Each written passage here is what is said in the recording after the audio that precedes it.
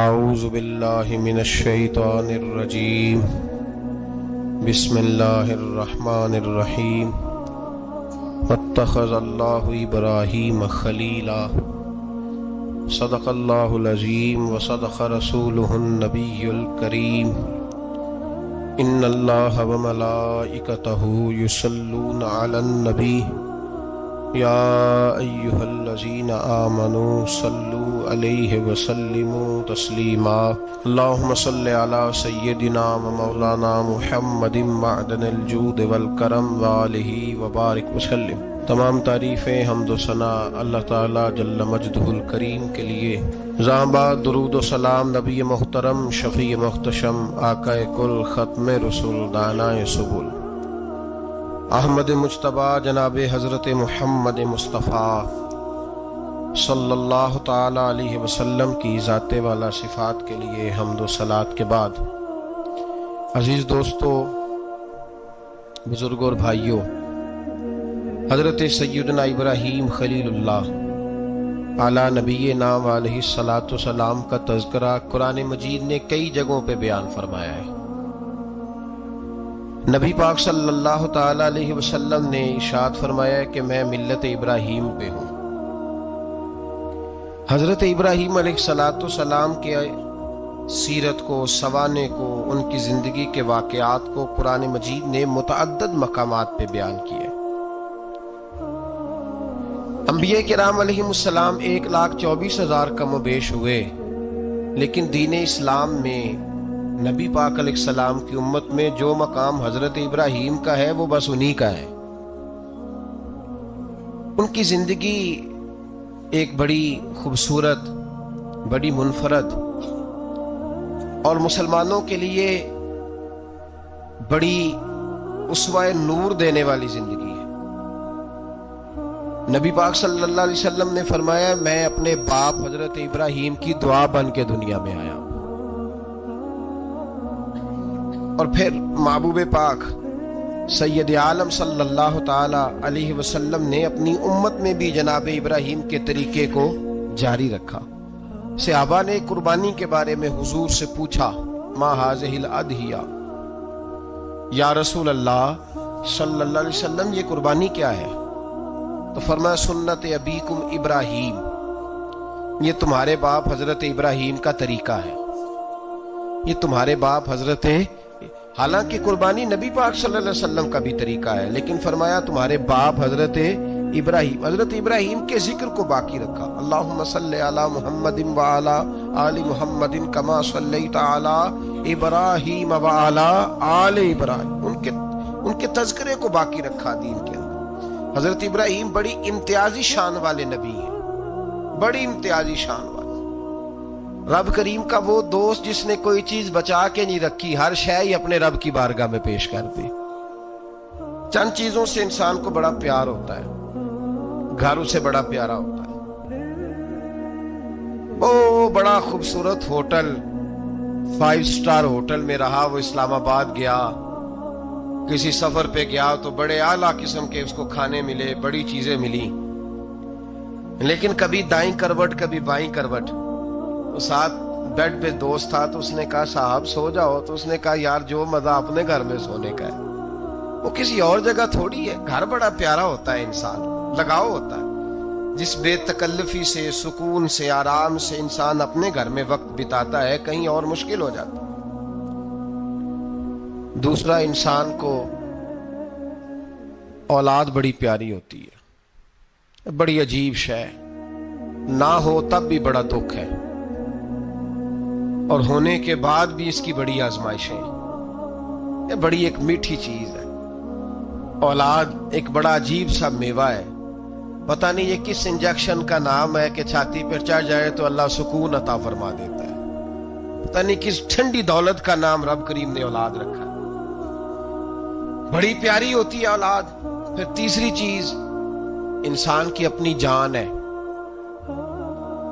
اور یہ اتنی قیمتی شے ہے کہ اللہ کریم نے فرمایا کہ اگر تیری گردن پہ کوئی آدمی پستول رکھ کے، تلوار تیرے گلے پہ رکھ کے کہے نا کہ رب کا انکار کر دے ورنہ مار دوں گا، تو فرمایا وقتی طور پہ میری ذات کا انکار کر پر جان بچا جا۔ اگر تو مرنے کے قریب ہو گیا ہے اور حرام شے کھائے بغیر تو بچ نہیں سکتا، مر جائے گا، تو فرمایا چل تو اس طرح کر، حرام کھا کے جان بچا۔ پر جان بچانا فرض ہے، ضروری ہے۔ وطن بڑا پیارا، اولاد بڑی پیاری، جان بڑی پیاری، پر حضرت ابراہیم سے رب کریم نے فرمایا چل ابراہیم کوئی چیز دے، تو کہا یا اللہ تینوں ہی تیرے نام پہ قربان کرتا ہوں، تیری ہوئی ساری، ہر شے تیری۔ حضرت ابراہیم نے دین کے لیے، آپ شہر بابل کے قریب پیدا ہوئے تھے، وہاں سے مصر آئے، مصر سے فلسطین آئے، اور فلسطین سے آ کر کے کعبہ آباد فرمایا۔ زندگی سفروں میں گزری، سفر ایک تکلیف والی چیز ہے، پر حضرت ابراہیم نے وطن چھوڑ دیا، گھر چھوڑ دیا۔ جان بڑی عزیز ہوتی ہے اصل میں نا، جب انسان جد و جہد کرتا ہے نا دین کے لیے، تو اس کے رستے میں بڑی چیزیں آتی ہیں، کبھی اولاد، کبھی گھر، کبھی باہر، کبھی حکومتیں، کبھی سیاستیں، کبھی چدراہٹیں، اس کے رستے میں بڑا کچھ آتا ہے اور اسے ہر چیز کو فیس کرنا پڑتا ہے۔ گھر کے اندر بھی جنگ ہوتی ہے اور گھر کے باہر بھی لڑائی ہوتی ہے، یہ آسان ہے ہی نہیں۔ ہم تو خیر ہتھیار چھوڑ کے پھینکنے والے لوگ ہیں، ہم بھولے بھالے لوگ ہیں، ہم کہتے ہیں میں نے تو کہا تھا مہندی نہ کرو، پر بیٹے نہیں مانے، بھولے جو ہوئے۔ اسی طرح حالانکہ اگر وہ بیٹا کہے نا کہ ابا جی لاؤ زندگی میں سارا کچھ میرے نام کرو، تو پھر ہم بھولے نہیں ہوتے، اور اس وقت ہم تیز ہوتے ہیں، کہتے ہیں یہ کیسے ہو سکتا ہے، ہاتھ کاٹ کے دے دوں۔ اس وقت نہیں، دین کے معاملے میں بھولے ہوتے ہیں۔ بیٹا بد مذہب کے پاس جا رہا ہے تو اس وقت ہم بھولے بھالے ہیں، کوئی عرض نہیں، لیکن اگر وہ اپنی پسند کی شادی کرے ہمیں کراس کر کے، پھر ساتھ ہی ہم تیز ہو جاتے ہیں۔ تو حضرت ابراہیم نے جب دین کے لیے نکلے تو جد و جہد کی، گھر کے اندر بھی گھر کے باہر بھی۔ آپ کے والد کا نام طارق ہے، وہ توحید پرست تھے، ایماندار تھے، پرہیزگار تھے۔ آپ کے چچا کا نام آزر ہے، وہ بت پرست تھے، بت بیچا کرتے تھے۔ حضرت سیدنا ابراہیم علیہ السلام جب میدان عمل میں نکلے تو حضرت ابراہیم علیہ السلام نے اپنے گھر سے جہاد شروع کیا، لڑنا پڑا۔ گھر کے اصولوں سے چچا نے جو رواج بنائے ہوئے تھے اس رواج سے ٹکرائے، فرمایا میں اپنے گھر کے اندر یہ بت پرستی نہیں ہونے دیں گا۔ چچا کو ایک دفعہ نہیں بار بار 100 دفعہ سمجھایا۔